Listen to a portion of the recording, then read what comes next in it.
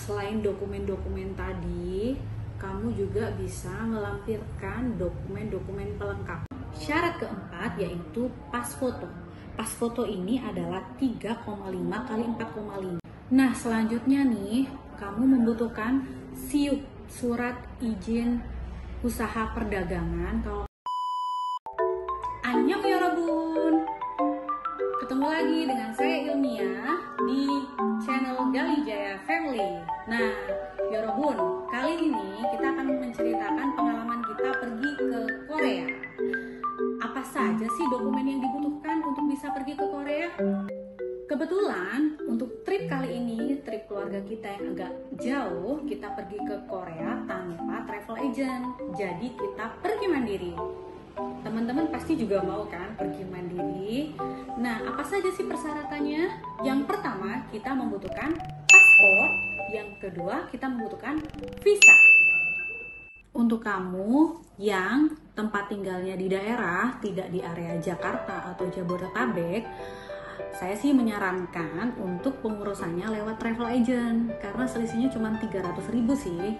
Kalau kita bolak-balik, kamu yang nggak mau bolak-balik ke Cafe Aceh, bolak-balik untuk pengurusan visa, lebih baik pakai travel agent karena bisa diurus pakai travel agent tanpa kita harus interview. Nah, untuk kamu yang pengurusannya melalui travel agent, nanti itu bisa dibantu sama travel agent dokumen-dokumen apa sih yang dibutuhkan untuk pengurusan visa. Nah, untuk kamu yang mau pengurusan visa sendiri maupun travel agent, apa saja sih dokumen-dokumen yang harus disiapkan? Sebelum kita ke dokumen, kita bahas dulu ada beberapa jenis visa yang ada di Korea. Yang aku tahu, jenis-jenis visa di Korea itu ada 8 macam jenis visa. Nah, yang pertama itu adalah single entry. Single entry itu untuk khusus turis ya. Khusus turis yang bisa masuk ke Korea, yaitu maksimal waktunya 30 hari dan itu berlakunya adalah 90 hari. Waktu pengerjaannya itu adalah 14 hari. Kemudian yang kedua adalah single visa express. Nah, ini sama dengan yang single visa biasa tadi, hanya saja pengerjaannya lebih sebentar. Yang ketiga yaitu single visa lebih dari 91 hari. Itu bedanya sama yang pertama ya. Jadi kalau yang pertama tadi kurang dari 90 hari, kalau yang ini lebih dari 91 hari masa berlakunya. Yang keempat itu yang namanya double visa. Nah, untuk double visa ini sama ada yang kelima double visa express. Nah, double visa ini itu adalah kamu bisa mengunjungi Korea sebanyak 2 kali itu dalam waktu kurang dari 6 bulan. Dan 1 kali kunjungan itu kamu bisa maksimal sampai 90 hari. Itu bisa untuk turis, pekerja, atau kita berwisata. Nah, yang keenam adalah multiple visa. Multiple visa ini kamu bisa kunjungan berkali-kali ke Korea dalam jangka waktu 5 tahun tanpa kamu mengurus visa lagi. Nah, yang ke-7 adalah express multiple visa. Ini mirip ya, cuman kalau yang bedanya multiple visa dengan express multiple visa itu kamu harus waktunya yang berbeda. Kalau express berarti pengurusannya cepat, tapi kalau yang multiple biasa itu pengurusannya lama. Untuk kegunaannya itu sama, jadi kamu bisa mengunjungi Korea 5 tahun itu tanpa visa karena visanya udah ada dalam udah diurus dalam waktu satu pertama itu ya.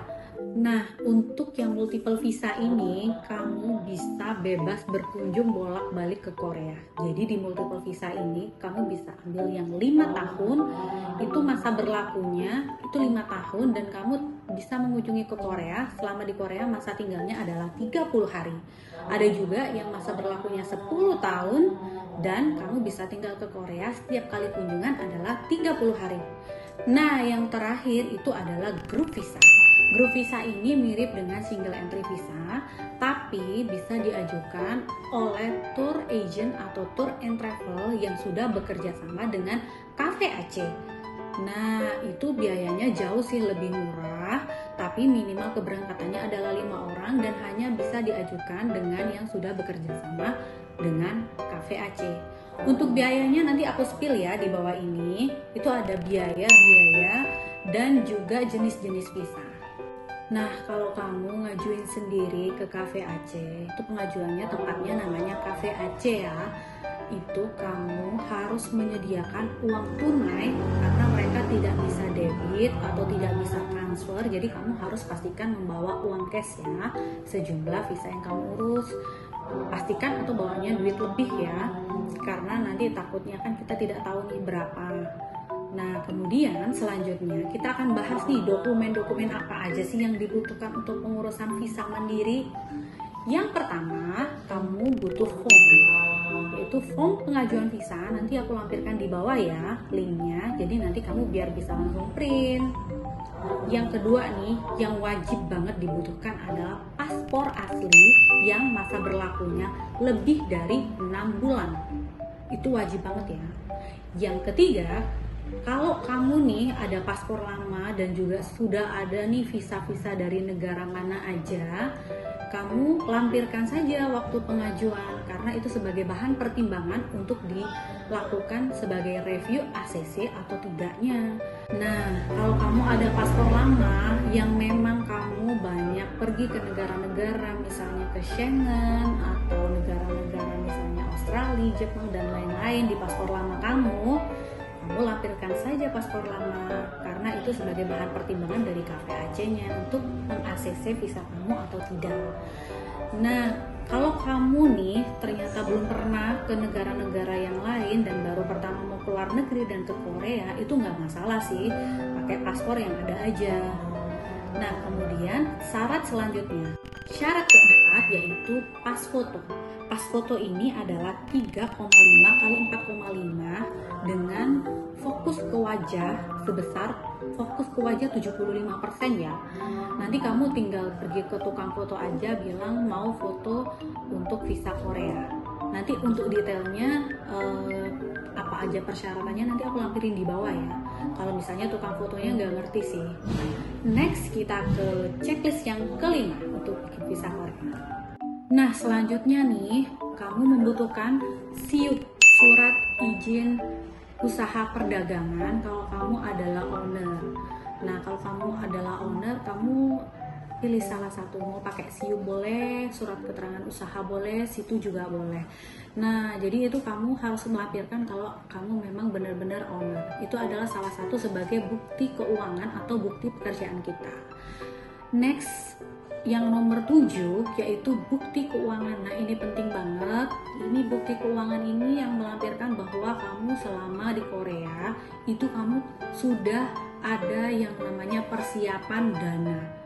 Jadi minimalnya kalau aku waktu itu karena aku 9 hari sekitar di Korea, pihak travelnya meminta untuk minimal saldo mengendap adalah 50 juta. Itu untuk satu orang. Jadi misalnya kamu berangkatnya 2 orang, itu berarti tinggal dikalikan 2. Jadi 50 kali 2, 100 juta. Kalau 3 orang ya tinggal dikalikan aja. Itu kita harus melampirkan rekening koran selama 3 bulan. Dan itu tidak boleh ya rekening yang tiba-tiba uang masuk 50 juta aja tanpa ada transaksi mutasinya. Jadi wajib banget itu yang sering kamu bikin mutasi, yang sering kamu lakukan transaksi. Nah, yang penting saldo mengendap terakhirnya adalah 50 juta. Tapi misalnya seandainya memang kamu jarang transaksinya lewat rekening, itu bisa juga, aku nanya beberapa teman, itu bisa juga diakalin dengan kamu tidak boleh langsung ya ke rekening itu. Jadi masukin dana perlahan transaksi mutasi sampai dengan dia tetap dengan saldo minimalnya adalah 50 juta per orang. Tapi ada juga sih yang kalau ke Koreanya nggak terlalu lama, itu bisa saldo mengendapnya 30 juta.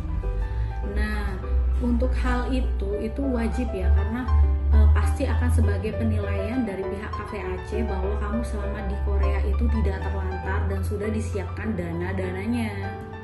Nah, kemudian untuk persyaratan yang ke-8 itu adalah wajib banget, karena persyaratan 8 ini adalah sebagai kita yang taat pajak. Untuk kamu pekerja wajib melampirkan SPT 1721. Itu kopinya aja ya dilampirkan.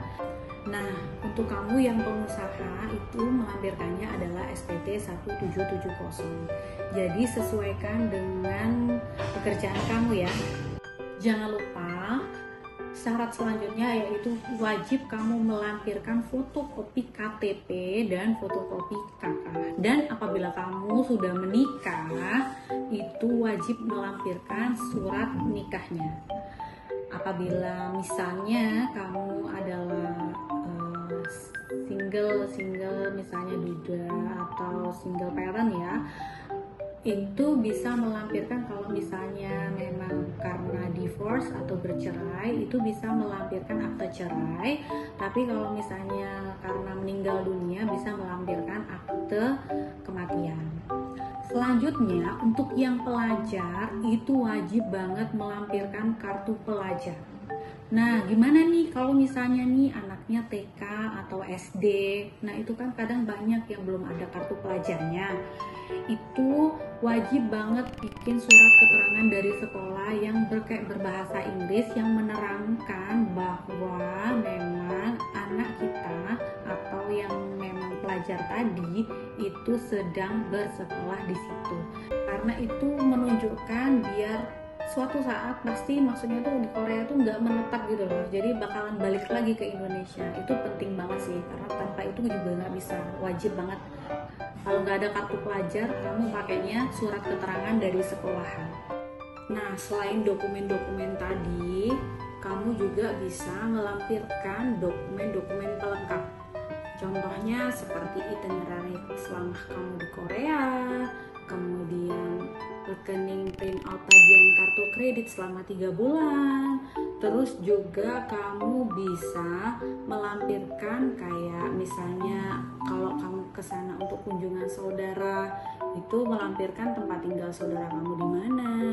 Atau misalnya kalau kamu misalnya ada undangan di Korea, nah itu kamu bisa melampirkan undangan juga. Tiket hotel, booking confirmation, kalau misalnya ada data lengkap boleh untuk dilampirkan. Nah, kemudian setelah dokumen-dokumen lengkap, kamu bisa pergi ke Cafe Aceh. Itu kantornya ada di Jakarta. Nanti alamatnya aku tulis ya di bawah sini. Ini dia alamatnya. Kemudian setelah kamu melakukan pengajuan, kalau visa yang biasa, yang tidak ekspres, itu pengajuannya sekitar 14 sampai 17 hari. Nah, tapi kamu harus melakukan spare waktu yang agak lama ya dari keberangkatan, karena takutnya waktunya itu melebihi dari 17 hari. Nah, kalau kamu udah melakukan pengajuan, terus kemudian kamu udah dapet bukti pengajuannya, nanti kan ada tanda registrasi tuh. Nah, untuk cek berkalanya, kamu bisa lakukan di websitenya Cafe Aceh untuk ngecek sampai di mana status pengajuan visa kamu. Di situ kamu bisa tracking nih, udah sampai mana pengajuan visanya. Nah, gimana nih kalau misalnya yang nggak punya NPWP atau misalnya ibu rumah tangga yang NPWP-nya ikut suami? Nanti kalian bisa melampirkan surat keterangan tidak memiliki NPWP dalam bahasa Inggris. Nanti contoh suratnya aku lampirin ya. Contoh suratnya seperti apa? Nah, untuk yang mengenai dana mengendap tadi ya, kalau itu kan tergantung harinya. Nah, jangan lupa rekening koran tadi itu wajib banget dicap basah oleh bank ya. Jadi pastikan itu update, karena itu maksimal itu 1 minggu sampai 2 minggu ya pengajuan terakhir.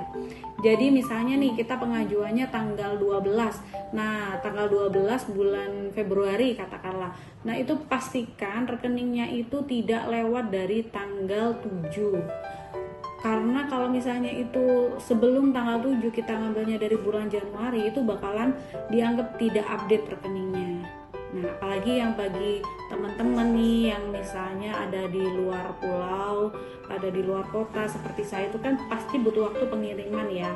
Nah, itu pastikan benar-benar sebelum dikirim, saat itu juga kamu yang cetak rekening koran terakhirnya, terus kemudian dicap basah. Nah, visa Korea yang single entry saat ini itu tidak perlu menggunakan stiker lagi ya. Jadi tidak pakai stiker lagi yang dicat di paspor, tapi pakai kertas aja. Nah, misalnya nih kertasnya hilang, kalian bisa juga print ulang di websitenya Cafe AC. Jadi jangan khawatir ya. Nah, itulah dia persyaratan visa ke Korea. Jadi semoga bisa membantu teman-teman yang ada rencana mau liburan ke Korea secara mandiri. Fighting, semoga goal ya. Jangan lupa ya, tonton terus channel YouTube Galijaya Family, subscribe dan like semua postingannya, dan juga share ke teman-teman kamu karena di sini bakalan banyak banget informasi-informasi yang bakalan bermanfaat buat kamu. Annyeong, bye.